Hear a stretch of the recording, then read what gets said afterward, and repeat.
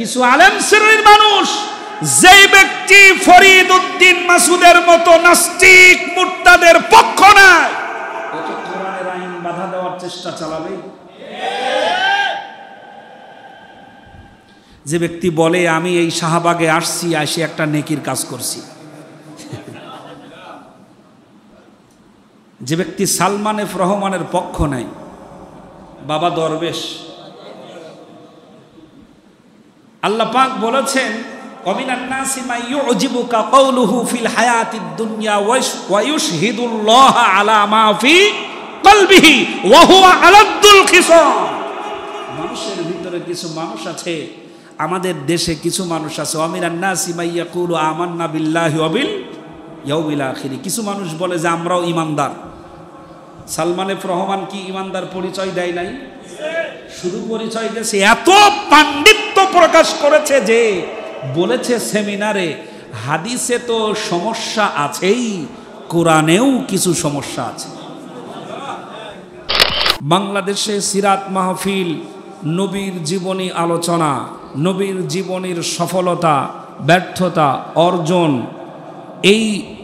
এই আলোচনাগুলো যে মসজিদে বাধা দেয়, সেই মসজিদের হয় কমিটিকে বাদ দিতে হবে, আর না হয় ইমাম যুক্ত থাকলে ইমামকে বাদ দিতে হবে, তাছাড়া এগের পিছনে নামাজ হবে না। নবী কি জামাত ইসলামের? জবাব দিতে হবে। নবী কি জামাত ইসলামের, আওয়ামী লীগের, বিএনপির, জাতীয় পার্টির, এরশাদের? এখন পর্যন্ত রসুলের জীবনী আলোচনায় যারা বাধা দেয়, আমরা মনে করি স্বৈরাচার হাসিনার প্রেতাত্মা ছাড়া কেউ না। এই প্রেতাত্মা আছে, এখনো আছে, সরাইয়ে সিটিয়ে আছে, ইন্দুরের গর্তের মধ্যে পড়ে আছে, অথবা খোলস পাল্টাইয়ে ফেলাইছে। সেজন্য আমি একটা নতুন ভার্সনে বলি, পৃথিবীতে কেউ স্থায়ী হয় না, হোক না সে খালেদা কিবা হাসিনা, ক্ষমতা চিরকাল রয় না, ক্ষমতা চিরকাল রয় না। মুজিবুর বেশি দিন থাকেনি, জিয়াউর কেউ তারা রাখেনি, মুজিবুর বেশি দিন থাকেনি, জিয়াউর কেউ তারা রাখেনি। এরশাদ চলে গেছে পরকাল, এরশাদ চলে গেছে পরকাল, কেউ আজ তার কথা কয় না। এই বিফলতার, এই স্বৈরাচারী পতন, এই পরাজয়ের একমাত্র কারণ রাজনৈতিক জীবনে রসুলের আদর্শ অনুকরণ করে নাই। আর ইসলামী আন্দোলন সফলতার সাথে আজও টিকে আছে একটা মাত্র কারণে, এরা মানে আল্লাহর বিধান আর রসুলের আদর্শর বাইরে আজ পর্যন্ত যায় নাই। আলহামদুলিল্লাহ পড়েন। প্রিয় বন্ধুগণ, একটা একটা করে বলি, কিছু সময় থাকা যাবে তো ইনশাআল্লাহ? আল্লাহ যেন কবুল করেন, বলেন আমিন, জোরে বলেন আমিন। তাহলে এ প্রেতাত্মা এখনো আছে না নাই? যে সকল মসজিদে সিরাত মাহফিল বাধা দেওয়া হচ্ছে, জামাত ইসলামের প্রোগ্রাম বলে আখ্যায়িত করে এটা থেকে সাধারণ মুসল্লিদেরকে বঞ্চিত করা হচ্ছে, আমি আপনাদের মাধ্যমে এবং মিডিয়ার মাধ্যমে গোটা দেশবাসীকে বলবো, অতি দ্রুত আপনারা আপনাদের নিয়তকে পরিবর্তন করেন, আপনাদের চিন্তাধারাকে পরিবর্তন করেন। যদি আপনারা চিন্তাধারা পরিবর্তন করতে না পারেন, যদি আপনারা এই রকমের আচরণ করতে থাকেন, জাতি আপনাদের শনাক্ত করতে ভুল করবে না। প্রয়োজনে ছাত্র সমাজ এবং যুব সমাজ আর একবার শহীদ তিতুমিরের বাঁশ হাতে নিয়ে বর্ডার পার করে কিন্তু বুবুর কাছে পাঠাবে। কি রাজি আছেন তো ইনশাআল্লাহ? আল্লাহ কবুল করেন, বলেন আমিন। জোরে বলেন আমিন। নবীজির আদর্শের আলোচনা আমাদের সমাজে হওয়া দরকার, অতি বেশি বেশি হওয়া দরকার। আল্লাহ রাব্বুল আলামিন বলেন, আলাম ইয়ানি লিল্লাযীনা আমানু আন তাখশা কুলুবুহুম লিযিকরিল্লাহ। জোরে বলেন আল্লাহু আকবার। আল্লাহ রাব্বুল আলামিন বলেন, আলাম ইয়ানি লিল্লাযীনা আমানু আন তাখশা কুলুবুহুম লিযিকরিল্লাহ। এখনো কি ঈমান আনার সময় হয় নাই? যারা ঈমান এনেছো, তোমার কি এখনো আল্লাহর সামনে মাথা নত করার সময় হয় নাই? তোমার কি এখনো জিকির আজকারে মশগুল থাকার সময় হয় নাই? আল্লাহর বিধানটা মেনে নেওয়ার সময় কি তোমার এখনো আসে নাই? রসুলের আদর্শ মেনে নেওয়ার সময় কি তোমার এখনো আসে নাই? এখন বয়স হয়ে গেল, চুল পেকে গেল, দাড়ি পেকে গেল, এখনো নবীর আদর্শে নিজেকে পরিবর্তন করতে পারলে না। এখনো কি কোরআনের আইনের পক্ষে স্লোগান দেওয়ার সময় তোমার হয় নাই? আল্লাহ রাব্বুল আলামিন বলেন, চুল পেকে গেছে, দাড়ি পেকে গেছে, কবে কখন যেন মৌতের চিঠি এসে যায়। আমার বন্ধু, আপনি যদি আওয়ামী লীগের লোক হন, আপনি যদি বিএনপির লোক হন, আপনি যদি জাতীয় পার্টির লোক হন, আপনি যদি জামাত ইসলামের লোক হন, আপনি যদি পীর মুরিদির লোক হন, আপনি যদি তাবলীগের সাদ গ্রুপের হন অথবা আলেম গ্রুপের হন, কেউ যদি মারা যায়, মারা যাওয়ার পরে আপনাকে এই পরিচয়ে দাফন করবে না।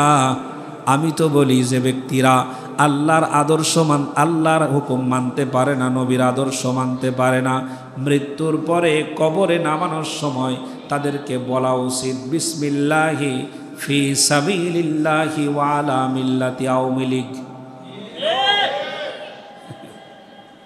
এই দোয়া কেউ পড়ে? ফি সাবিলিল্লাহি আলা মিল্লাতি বিএনপি পড়ে, আলা মিল্লাতি জামাতি বলে, আলা মিল্লাতি সরমনাই, আলা মিল্লাতি তাবলীগ বলে কথা। তোমার পরিচয় লক্ষ্য করেন, ভালো করে কান লাগান, তোমার পরিচয় জামাত ইসলামী না, তোমার পরিচয় আওয়ামী লীগ না, তোমার পরিচয় বিএনপি না, তোমার পরিচয় সাদ গ্রুপ না, তোমার পরিচয় আলেম গ্রুপ না, তোমার পরিচয় তাবলীগ না, তোমার পরিচয় 18 পীর মুরিদি না, তোমার পরিচয় একটা মাত্র পরিচয়, তুমি আল্লাহর গোলাম আর রাসূলুল্লাহর উম্মাহ। এজন্য আল্লাহ রাব্বুল আলামিন বলেন, মুহাম্মাদুর রাসূলুল্লাহ ওয়াল্লাযীনা মাআহু আশিদ্দাউ আলাল কুফফারি রুহামাউ বাইনাহুম। জোরে বলেন আল্লাহু আকবার। আল্লাহ রাব্বুল আলামিন বলেন, আমার নবী মুহাম্মদ, শুধুমাত্র নবী কথাটা আল্লাহ পাক বললে অর্থের কোনো সমস্যা ছিল না। আল্লাহ রাব্বুল আলামিন মুহাম্মদ শব্দ ব্যবহার করে বললেন, আমার প্রেরিত নবী মুহাম্মাদুর রাসূলুল্লাহর উম্মত হলো তারা যারা একে অন্যের জন্য রহমা হয়ে যায়, আর কাফেরদের জন্য তারা একেবারে সীসা ঢালা প্রাচীরের মতো হয়ে যায়। কাফেরদের জন্য তারা শক্ত, আর একজন আর একজনের জন্য তারা রুহামা পশমি হয়ে যায়। শীতের সময় পশমি চাদর যখন গায়ে দেন তখন আরাম লাগে নাকি লাগে না? কষ্ট লাগে না, আরাম লাগে? রুহামা পশমি হয়ে যায়। একজন মুমিন, একজন নবীর উম্মত আর একজন নবীর উম্মতের জন্য পশমি হয়ে যাওয়ার কথা, এটা আল্লাহর আশা, আল্লাহর আকাঙ্ক্ষা। অথচ আজ বাংলাদেশে একজন এক আলেম এক গ্রুপ আর এক গ্রুপকে সহ্য করতে পারে না, এক গ্রুপ আর এক গ্রুপকে মানতে পারে না, ঠিক কিনা? যদি একজন আলেম আর একজন আলেমের দেখে নাক সিটকায়, তাহলে বুঝবেন ওর রক্তের মধ্যে ভেজাল আছে। কারণ ওরকম আলেম আব্দুল্লাহ ইবনে উবাইও ছিল না? বাংলাদেশের এই সুবর্ণ সময়ে আল্লাহর দিন কায়েমটাকে আর একটু এগিয়ে নিয়ে যাওয়ার জন্য ঐক্যের দ্বার প্রান্তে যারা এসেছে, আর এদেরকে ছিটকে ফেলে দেওয়ার জন্য যারা ভিতরে ভিতরে কাজ করছে, ওরাই হলো আব্দুল্লাহ ইবনে উবাইয়ের গোষ্ঠী। মাথায় টুপি আল্লাহর জন্য দেয় নাই, মাল কামানোর জন্য দিছে। আমাদের দেশে হেকমতের একটা অর্থ আছে নতুন, এটা বাইর করছি। হেকমতের মূলত অর্থ ভিন্ন, কিন্তু এটা আমার কাছে হেকমতের অর্থ আছে। অর্থ হলো এই মেম্বার ঠিক রাখো, মেহরাব ঠিক রাখো, সিয়ার ঠিক রাখো, মাঝখান দিয়ে কিছু মাল কামাও, এমন ভাবে কথা বলো, এর নাম হলো হেকমত। নাউজুবিল্লাহ বলেন। মানে এমন ভাবে কথা বলো যেন কেউ বেজার না হয়। এই পন্থা অবলম্বন করেছে যারা, আব্দুল্লাহ ইবনে উবাইয়ের উত্তরসূরি তারা। আর এই শ্রেণীর মানুষগুলোই দিন কায়েমে বাধা দেয়, নানান রকমের ছোটখাটো বিষয় সামনে এনে মতপার্থক্য তৈরি করে দেয়। রাষ্ট্রীয় ইসলাম যদি রাষ্ট্রীয় হয়, রাষ্ট্রে যদি ইসলাম আসে, তাহলে কোনো মাযহাবের রাষ্ট্র হবে না, কোনো পীরের রাষ্ট্র হবে না, কোনো মাজারের রাষ্ট্র হবে না, কোনো মাযহাবের হবে না, জামাত ইসলামীর হবে না। রাষ্ট্রে যদি ইসলাম কায়েম হয়, আপনি পড়ে দেখেন ইসলামের দৃষ্টিতে রাষ্ট্র ব্যবস্থা কোন মাযহাব প্রাধান্য পাবে না, প্রাধান্য পাবে শুধুমাত্র শরিয়াত। আল্লাহর আইন ছাড়া কোন বিতর্ক মাসালার সেখানে স্থান থাকবে না। এজন্য আল্লাহ রাব্বুল আলামিন তার নবীকে বলেছিলেন, হুয়াল্লাযী আরসালা রাসূলাহু বিল হুদা ওয়া দীনিল হাক্কি লিইয়ুযহিরাহু আলাদ-দীনি কুল্লিহি ওয়ালাউ কারিহাল মুশরিকুন।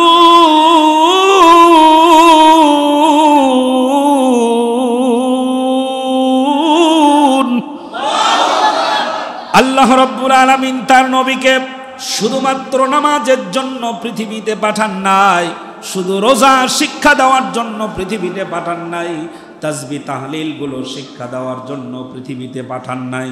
আমার ভাইরা, আমরা নবীজির আদর্শ যারা অনুসরণ করে, অনুকরণ করে, বাংলাদেশের সবচাইতে বেশি নির্যাতিত জামাত ইসলামের ওলামায়ে কেরাম, ঠিক না? এ কথার বাস্তবতা আছে না, গল্প বলতেছি? অধিকাংশ নির্যাতন করা হয়েছে যারা জামাত ইসলামী পছন্দ করে তাদেরকে। আমার শত্রু জীবনেও হতো না। আওয়ামী লীগের নেতারা তার অফিসের মধ্যে বসে আমার নাম ধরে ধরে গালিগালাজ করতো না। আমার ভাইয়েরা, গালিগালাজ করার পিছনে একটাই শুধুমাত্র কারণ, ওলামায়ে কেরামদেরকে নির্যাতন করার পিছনে একটাই শুধুমাত্র কারণ, এরা শুধু তাসবিহ পড়ায় না, এরা চিন্তা করেছে রাজনৈতিক জীবনে ইসলামটাকে প্রবেশ করানো লাগবে। লিইয়ুযহিরাহু আলাদ-দীনি কুল্লিহি, প্রচলিত যত তন্ত্র আছে, যত মন্ত্র আছে, প্রচলিত যত আইন আছে, যত কানুন আছে, সংসদে বসে যত মাতালের আইন বানিয়েছে, যত দুশ্চরিত্র এমপি মন্ত্রীরা বসে আইন বানিয়েছে, মদ পান আবার তারাই করেছে, মদের বিল আবার তারাই এনেছে, তাদের বাড়ির কাজের বেটিদের উপর অত্যাচার করেছে, জুলুম করেছে, নির্যাতন করেছে, ওরাই যে আইনগুলো বানিয়ে জাতির উপরে চাপিয়ে দিয়েছে, ওই আইনগুলোর কবর রচনা করে আল্লাহর আইনটাকে প্রতিষ্ঠা করার সংগ্রাম করাই হলো সবচাইতে বড় অপরাধ। আর কোন অপরাধ আছে? আর কোনো অপরাধ নাই। নবীজি সাল্লাল্লাহু আলাইহি ওয়াসাল্লাম কাউকে আঘাত করে নাই, কষ্ট দেয় নাই, মারে নাই। আল্লাহর নবী কারো জমি দখল করে নাই, কারো খেজুর বাগান নষ্ট করে নাই। নবীজি শুধুমাত্র সুবহানাল্লাহ, আলহামদুলিল্লাহর ফজিলত যদি বর্ণনা করতেন, তাহলে নবীর শত্রু তৈরি হতো না। 40 বছরের ভিতরে নবীর কোনো শত্রু মক্কাতুল মুকাররমা তথা গোটা জাজিরাতুল আরবের ভিতরে খুঁজে পাওয়া যায় নাই। নবীর শত্রু ছিল?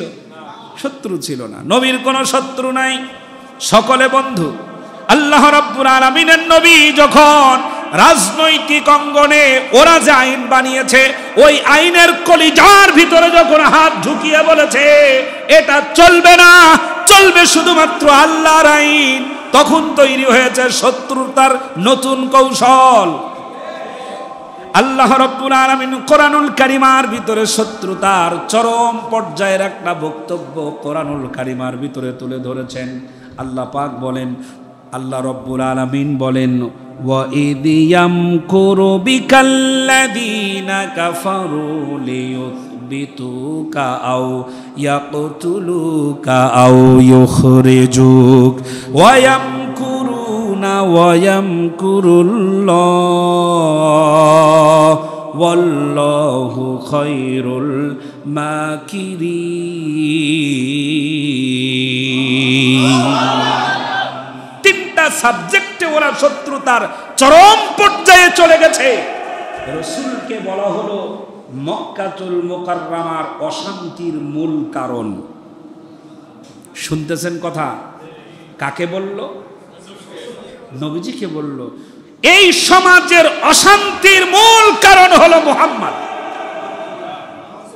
নাউজুবিল্লাহ বলতে পারছেন না? একটু জোরে বলেন। এইটা অশান্তির কারণ আখ্যায়িত করে আল্লাহ নবীকে নিষিদ্ধ ঘোষণা করার জন্য তিনটা পরিকল্পনা গ্রহণ করলো দারুন নদওয়াতে বসে। আমাদের দেশেও অশান্তির মূল কারণ বলে চিহ্নিত করা হয়েছিল বাংলাদেশ জামায়াতে ইসলামীকে। মেলে? এটা কোরআনের কথা বলছি না, ওই আয়াতের সাথে একটু মিলে মিলে যায়। আল্লাহ নবীকে নিষিদ্ধ ঘোষণা করলো কাফেরেরা। প্রশ্ন করি, আল্লাহ রসুল কি টাকা পাচার করেছিলেন? আল্লাহ নবীর কোনো অপরাধ না থাকার পরেও প্রথম তারা পরিকল্পনা নিল লিয়ুথবিতুক, যাবজ্জীবন কারাদণ্ড। আল্লাহ বলছেন, একেবারে তরজামাতে পাবেন আল্লাহ রসুলের বিরুদ্ধে ওরা তিনটা পদক্ষেপ নিল। এক নাম্বার, মুহাম্মদকে যাবজ্জীবন কারাদণ্ড দাও, যদি তাতে না হয় তাহলে তাকে হত্যা করো, আর হত্যা করা যদি সম্ভব না হয় তাহলে তাকে মক্কাতুল মুকাররমার সীমানা থেকে বাহিরে ছুঁড়ে ফেলে দাও। নাউজুবিল্লাহ। রসুলকে এতটা নির্মম অত্যাচারের সামনাসামনি হতে হলো শুধু সুবহানাল্লাহ বলার কারণে।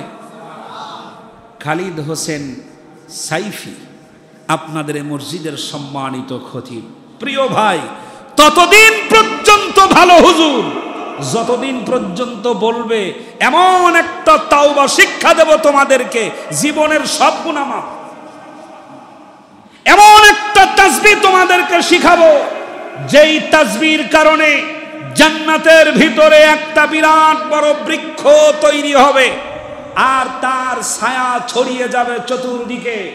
একটা তেজস্বী ঘোড়া নিয়ে সেই ঘোড়ার উপরে সওয়ার হয়ে ৭০,০০০ বছর যদি দৌড়ান তারপরেও এই বৃক্ষের ছায়া শেষ হবে না।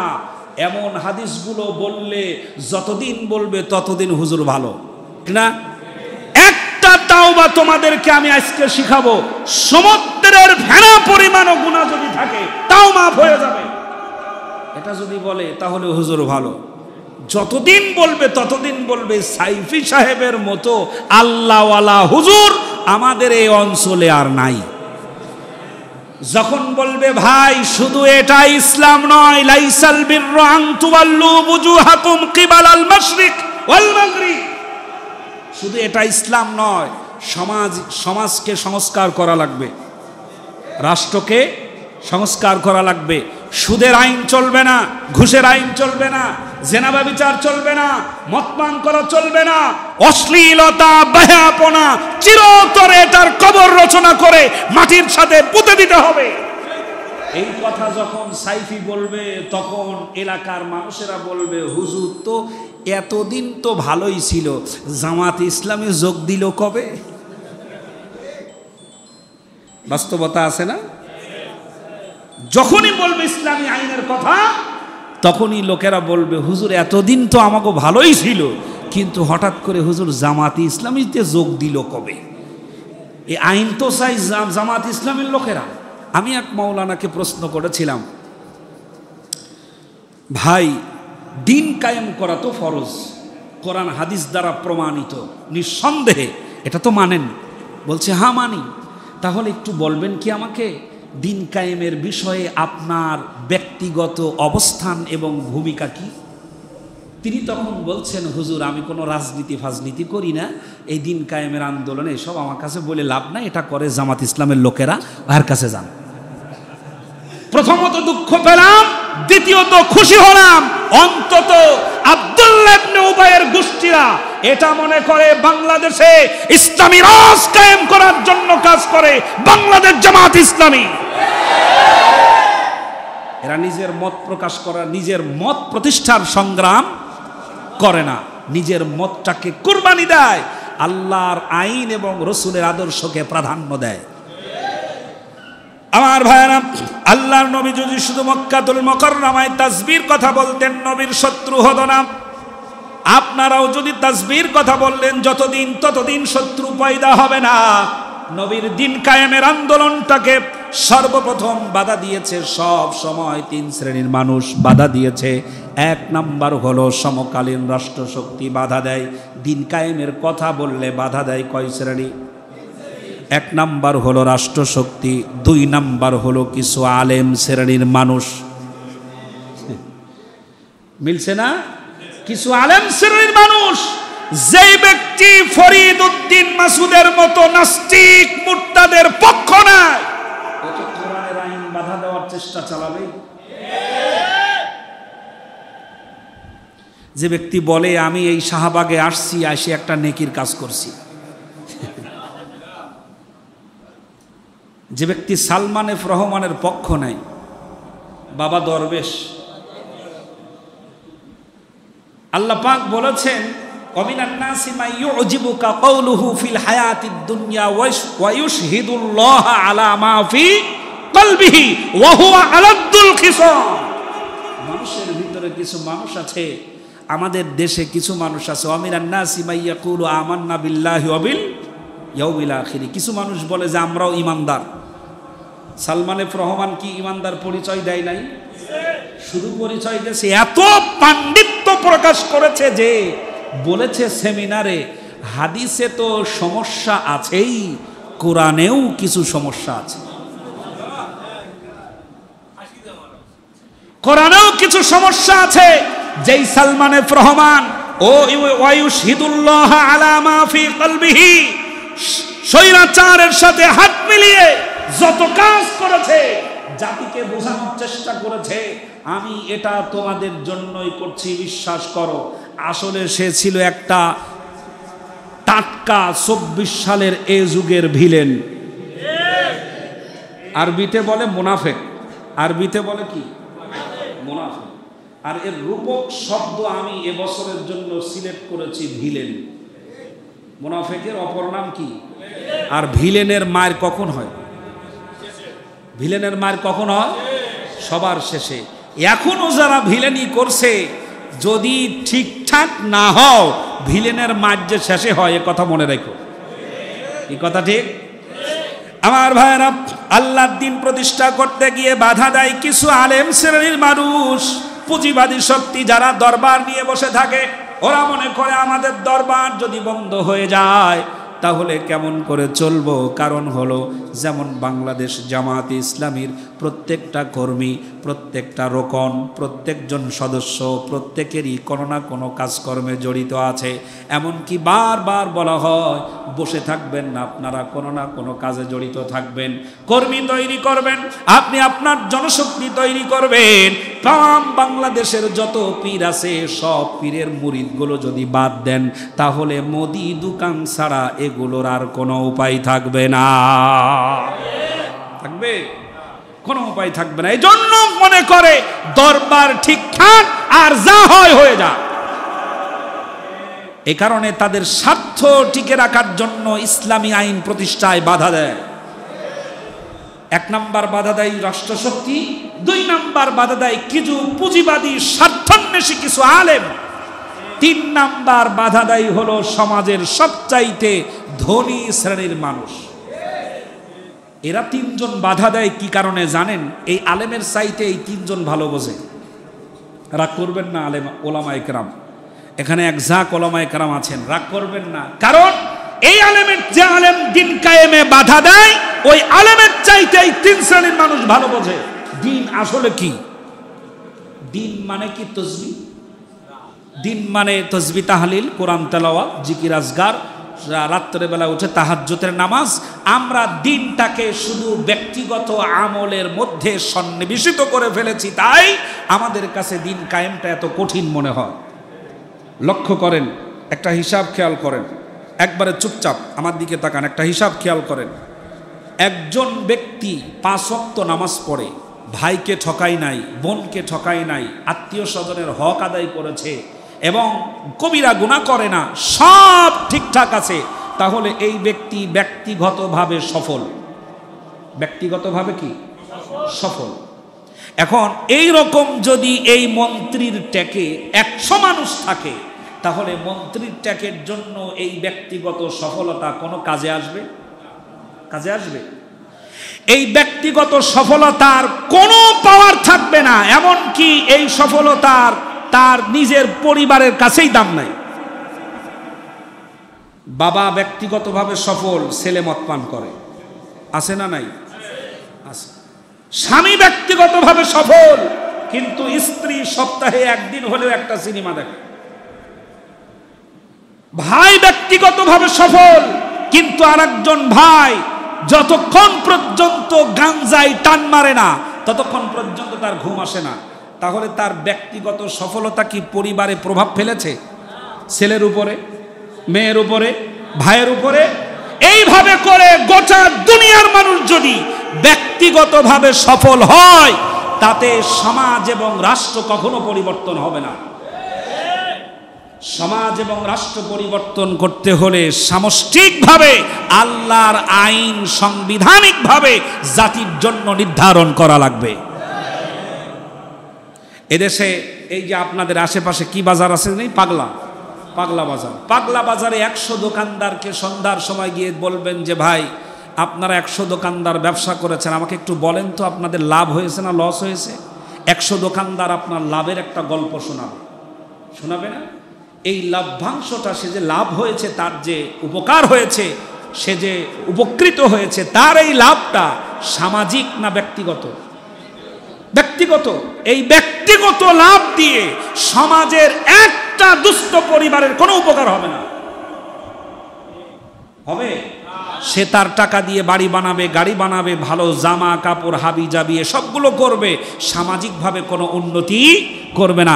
সামগ্রিকভাবে, সামাজিকভাবে, রাষ্ট্রীয়ভাবে যদি সফলতা আনতে হয়, সফল হতে হয়, আল্লাহর বিধান কায়েম ছাড়া দ্বিতীয় কোনো রাস্তা নাই। আল্লাহর বিধান কায়েম হোক, কি আপনারা চান তো? ইনশাআল্লাহ। এবার লক্ষ্য করেন দিন কায়েমে বাধা দেয় কেন? প্রথম একটি আয়াত পড়েছি কিছুক্ষণ আগে, লাইসাল বিররু আন তুওয়াল্লু ওয়ুজুহাকুম কিবালাল মাশরিকি ওয়াল মাগরিবি। কিবালাল মাশরিকি ওয়াল মাগরিবি এর অর্থ এর অর্থ হচ্ছে নামাজ পড়াটাই মূল কাজ নয়। পশ্চিম দিক অথবা পূর্ব দিকে যারা মুখ ঘোরায়, এটাই তাদের মূল কাজ নয়। ওয়ালাকিন্নাল বিররা মান আমানা বিল্লাহ। লক্ষ্য করেন, পরিষ্কার কথা, ওলামা একরাম খেয়াল করেন।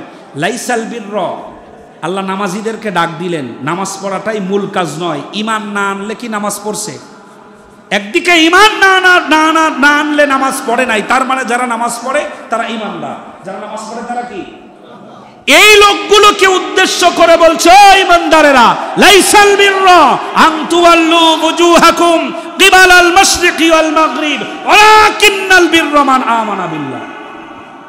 যেই ঈমানে নামাজ পড়েছো, যেই ঈমানে তাসবিহ পড়েছো, যেই ঈমানে জিকির করেছো, যেই ঈমানে কোরআন তেলাওয়াত করেছো, এখন বাকি কাজগুলো করার জন্য ওই ঈমানে কাজ হবে না, ঈমানটাকে আবার নবায়ন করা লাগবে। কারণ জিহাদ করার ঈমান আর নামাজ পড়ার ঈমান জীবনেও সমান না। সমান হয়? জিহাদের ঈমান আর নামাজের ঈমান কি সমান হয়? না। ঠান্ডা পানি দিয়ে ওযু করা সহজ, শরীরের রক্ত ঝরানো সহজ না। বিশ্বাস করুন, যেদিন থেকে বাংলাদেশ জামাত ইসলামীর সদস্য পদ গ্রহণ করেছি, শপথ গ্রহণ করেছি, ওই দিন থেকে বুকের মধ্যে একটা মাত্র স্বপ্ন, আল্লাহ আমি কোন অবস্থাতেই বিছানায় মরতে চাই না। সেই মৃত্যুটা কামনা করি। আল্লাহি আমার আল্লাহ সাক্ষী, হৃদয়ের খবর জানেন, আমি এই মৃত্যু চাই যেই মৃত্যুর পরে আল্লাহর সাথে দিদার নসিব হয়ে যায়। আমি ঈমান নিয়ে কালেমা পড়তে পড়তে যে আশা করি, আমরা কালেমা পড়তে পড়তে আমরা মরতে চাই ঘরে বসে মরতে চাই না, কালেমা পড়তে চাই এবং শাহাদাতের নজরা হিসেবে জীবনটাকে পেশ করতে চাই। শহীদ হওয়ার তামান্নার ঈমান আর তাহাজ্জুদ নামাজ পড়ার ঈমান কখনো এক নয়। ওয়ালাকিন্নাল বিররা মান আমানা বিল্লাহ, ঈমানদারদেরকে আল্লাহ কেন ঈমান আনতে বলছে, তাফসীরগুলো খুঁজে খুঁজে দেখেন, আরো তথ্য পাবেন। আমার ভাইরা, আল্লাহ রাব্বুল আলামিনের নবীকে বলা হলো লিইয়ুযহিরাহু আলাদ দীনি কুল্লিহি।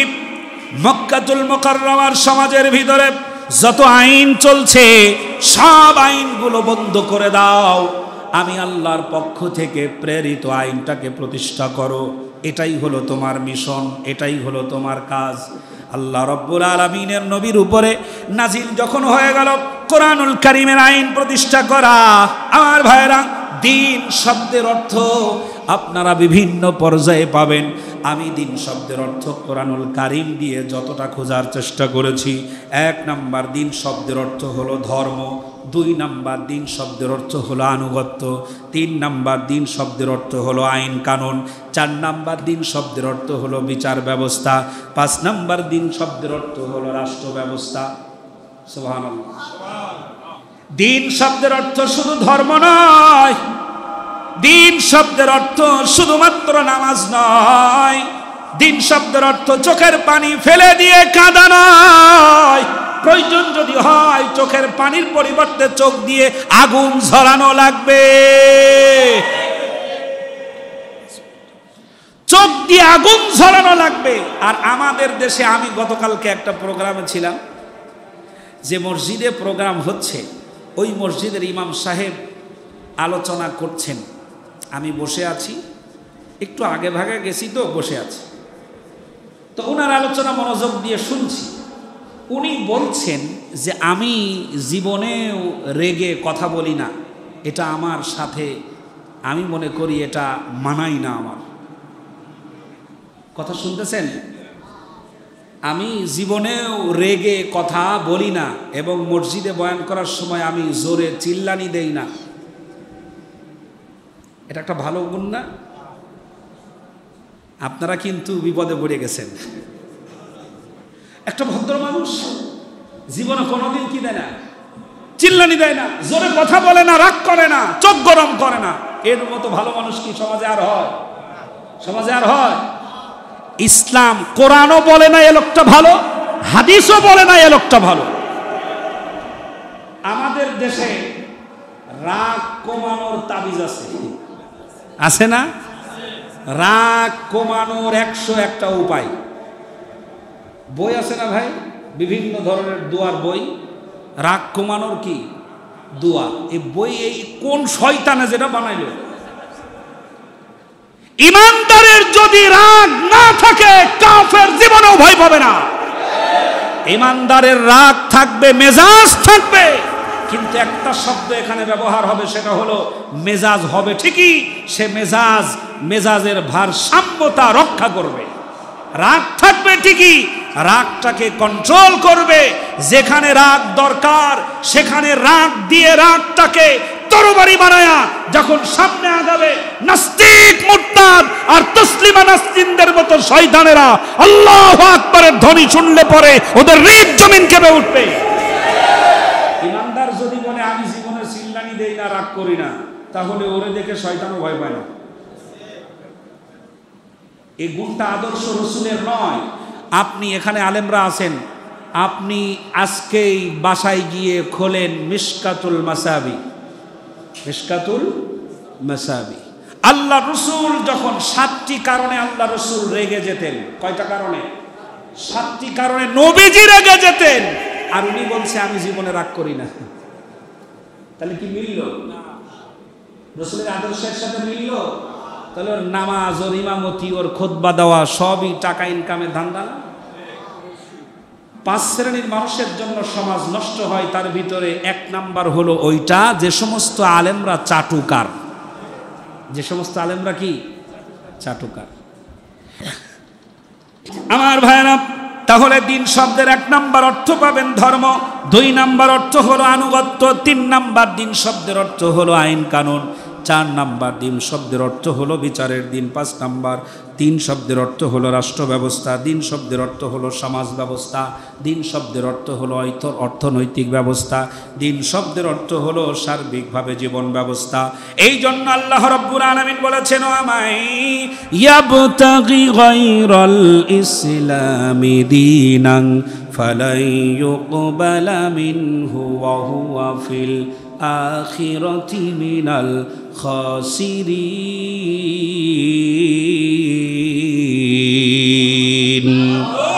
আল্লাহ রাব্বুল আলামিন বলেছেন, আমাইয়াবতাগি গায়রাল ইসলাম, ইসলাম ছাড়া, তোমার ইসলামিক আইন ছাড়া, নিয়ম ছাড়া, কানুন ছাড়া কোনোটাই গ্রহণ করব না। যদি তুমি টাকার ব্যবসা করতে চাও, সেখানে ইসলামিক নিয়ম অনুযায়ী করলে গ্রহণ করব। যদি তুমি রাজনীতি করতে চাও, রাজনীতিটাও যদি ইসলামিক আইনের সীমানার ভিতরে হয়, তাহলে আমি তা গ্রহণ করব। আমার দেশের সব দলের রাজনীতি লোকেরা বলে রাজনীতি একটা আলাদা জিনিস, ধর্ম একটা আলাদা জিনিস। কারণ ওরা জানে ধর্ম আর রাজনীতি যদি এক হয়ে যায়, ধর্ম দিয়ে রাজনীতি করলে চুরি করা যায় না, ধর্ম দিয়ে রাজনীতি করলে ডাকাতি করা যায় না, ধর্ম দিয়ে রাজনীতি করলে সালমানেফ হয় না, ধর্ম দিয়ে রাজনীতি করলে 1000 কোটি টাকা পাচার হয় না, ধর্ম দিয়ে রাজনীতি করলে পরে ধর্ষণ করা যায় না, ধর্ম দিয়ে রাজনীতি করলে আয়না ঘর হয় না, ধর্ম দিয়ে রাজনীতি করলে পরে নিরপরাধ মানুষ জেলে যায় না। ধর্ম দিয়ে যদি রাজনীতি করা যায়, তাহলে মানুষের ম্যান্ডেটটাকে ধামাচাপা দেওয়ার জন্য, দুমড়ে মুচড়ে মাটির সাথে মিশিয়ে দেওয়ার জন্য পুলিশ বাহিনী, প্রশাসনদেরকে জনগণের বিরুদ্ধে ব্যবহার করা যায় না। আমার ভাইরা, ধর্ম বাদ দিয়ে যারা আমার দেশে রাজনীতি করেছে এবং ভারত থেকে প্রশাসন এনে আমার দেশের প্রশাসনের সম্মান মাটির সাথে যারা মিশিয়ে দিয়েছে, বাংলার মাটিতে তাদের বিচার হবে, কোনো সন্দেহ নাই। পালিয়ে বাঁচতে পারবা না, এই রক্ত তোমাকে খুঁজে বের করবে ইনশাআল্লাহ। আশুলিয়াবাসী, আশুলিয়া থানার সামনে তাকায়া দেখেছি জীবন্ত মানুষকে পুলিশ ভ্যানের মধ্যে উঠায়া শক্ত তার দিয়ে হাত আর পা বেঁধে পেট্রোল দিয়ে জ্বালিয়ে দিয়েছে। এই কাজ যারা করেছে, কিছুদিন আগে আমার এক পুলিশ ফোন দিছে, আমাদের হেলালি ভাইকে ফোন দিছিল, বলছে যে নাম কি? অমুক, বাপের নাম অমুক, কোন মসজিদে চাকরি করেন অমুক জায়গায়, এরপরে সভাপতির নাম কি, সেক্রেটারির নাম কি, বিভিন্ন তথ্য দিছে। আমাকে পরের দিন এক পুলিশ ফোন দিছে, ফোন দেওয়ার পরে জিজ্ঞেস করছে, হুজুর, ফোন দেওয়ার পরে আমি রিসিভ করে সালাম দিচ্ছি, আসসালামু আলাইকুম। উনি সালামের উত্তর দিয়েছে এইভাবে, ওয়ালাইকুম। উনি প্রশ্ন করার আগে জিজ্ঞেস করছি, ভাই আপনি কি আমি তো প্রথমে জানি না যে পুলিশ, প্রথমে জিজ্ঞেস করছে আপনি মুসলিম নাকি অমুসলিম। বলছে আপনার নাম কি? তাহলে মেজাজ কি ঠিক থাকার কথা? আমি জিজ্ঞেস করছি আপনি মুসলিম না অমুসলিম, বলছে আপনার নাম কি? ধর্মিয়া, আমি জিগাই কি আর আপনি উত্তর দেন কি? আমি জিজ্ঞেস করছি আপনি মুসলিম না অমুসলিম, বলছে আমি থানার লোক। তারপরে আমি বলছি, এই তাইলে কি আপনি গণহত্যার অপরাধী নাকি ভারতের র? ফট করে ফোন কাটিয়ে দিয়েছে। 14 বার ফোন দিছি আর ফোন ধরে না। 14 বার ফোন দিছি আমি, 13 বার ফোন দেওয়ার পরে 14 বার 2 বার রিং হওয়ার পরে কেটে দিছি, ফোন ধরেই না। এই দালাল এখনো আছে না নাই? দালাল এখনো আছে না নাই? বাংলাদেশের বিভিন্ন জায়গায় গোপন ভাবে অশান্তি তৈরি করার চেষ্টা করছে।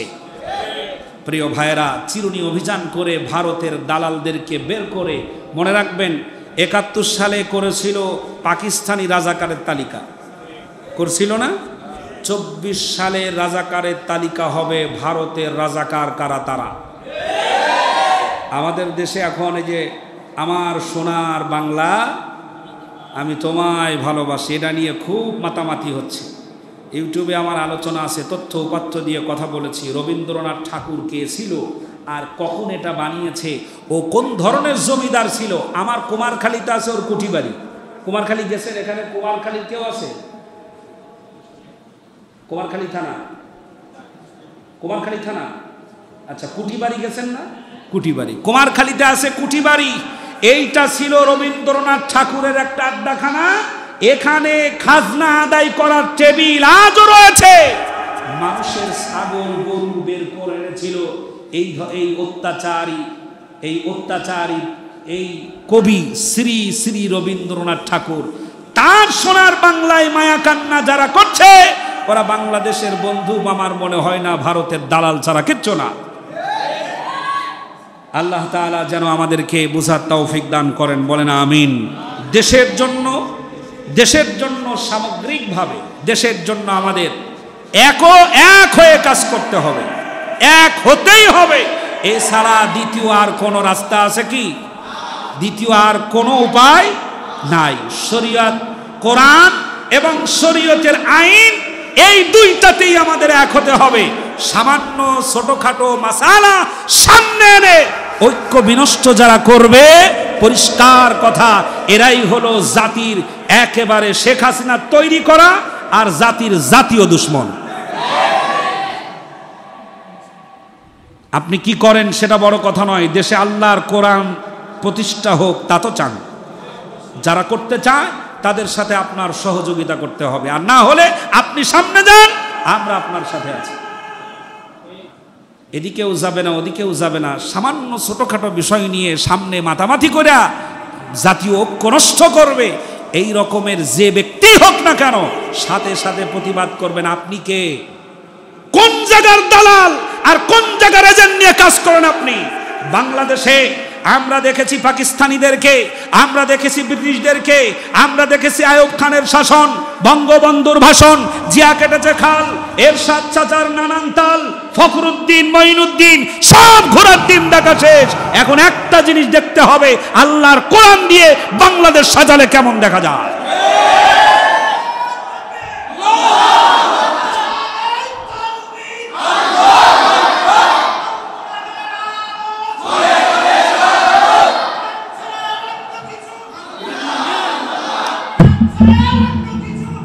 মাশাআল্লাহ, মাশাআল্লাহ, মাশাআল্লাহ।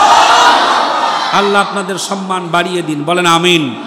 তাহলে কোরআনের আইন প্রতিষ্ঠা হোক তা তো চায়। এই জন্য আমাদেরকে ছোটখাটো দেওয়াল ভেঙে চুরমার করে দিয়ে এক কাতারে সামিল হতেই হবে, এছাড়া দ্বিতীয় আর কোনো রাস্তা নাই। আল্লাহ রাব্বুল আলামিন যেন আমাদেরকে কবুল করেন।